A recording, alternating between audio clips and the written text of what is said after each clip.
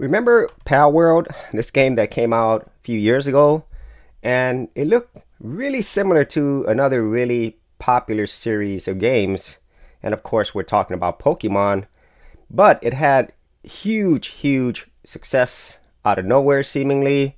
And well, one company that we'll remember and always remember is, of course, Nintendo. Because they saw this and they were like, yeah, no, that's not going to happen. We're going to go ahead and sue you. And that's exactly what they did. They filed multiple patent infringements. And one of them today looks like it just got destroyed or crushed. Nintendo's hopes of patenting something that is so obviously basic. So one of the patents that they have in this was basically a capture system. So whenever you go capture a creature, the method for that Nintendo is trying to patent, along with other things like getting on mounting a creature or something, like mounting a horse or a dragon, right? Really basic stuff. But Nintendo says, yeah, we own that. But the Japanese courts, the patent, JPO, Japanese Patent Office, currently has struck this down in terms of saying, like, this is not something that is original, because this had prior games that already had this, such as Monster Hunter 4, Ark Survival Evolved, Gacha Browser, Katana Collection, and Pocket Pair's own Craftopia, and even Pokemon Go, that already had these mechanics prior to December 2021, whenever they filed this patent. And this patent is pretty much the base of all the other patents. And so Nintendo has already modified this litigation to basically try to cover themselves for this. Now, we don't know yet what's going to happen, but Nintendo obviously will appeal. But I'm hoping this one gets crushed and struck down completely so that we don't have these ridiculous patent lawsuits.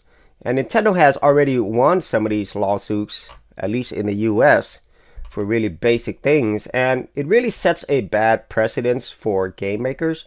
Because if you could patent something as simple as this, capturing a creature, whatever that may be, mounting animals, creatures, then you're basically going to patent most of the game industry, because those mechanics are used in a lot of games and they've been used a very long time ago. But for Nintendo, this is nothing new. Over the years, Nintendo has been really focused on litigation, lawsuits. And the one that really is near my heart is whenever they have gone over and continue to go after emulators. So they went after Yuzu a few years ago. Then they went after another one. I think it's the same thing. Ryujinx. And then they also went after some emulators, like Dolphin emulators, and many other companies. I think Emu Paradise was one of them, and they pretty much got shut down. And so Nintendo definitely knows how to use the legal system for their advantage. And at the end of the day, I don't think this is a good thing for the gaming industry. And the thing is, it's not just against these game makers or emulation sites, it's against content creators. Where even if you have content that's Nintendo based, then they could actually use that to shut down your channel, or limit what type of content you can use. So here, for this one, a little while back, they were saying this channel was actually showing some Nintendo games on a emulation system. So they were saying it's due to emulation, but Nintendo has already previously really limited what type of Nintendo content that they approve, meaning that if you do have Nintendo content on your channel, even if it's from an official non-emulation hardware like an actual Nintendo Switch or other Nintendo systems, they will copyright your actual content, because you are showing Nintendo footage. And all of these things goes back to what I just mentioned a little bit earlier. It is really anti-gamer, and at the end of the day, it is all about control of their gaming industry, at least when it's related to Nintendo properties, and even stuff that is not Nintendo properties. They just really want to own everything. And from a business point of view, it makes sense.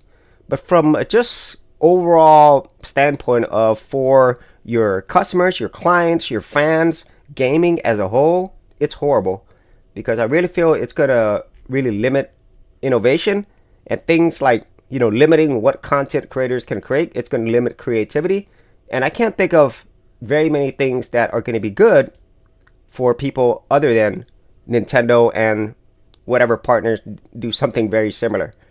And so yeah, those are my thoughts on the current Nintendo patent lawsuit and many other things that Nintendo has done over the years. And it's not just Nintendo, it's Microsoft, Sony, so many other big gaming companies as well.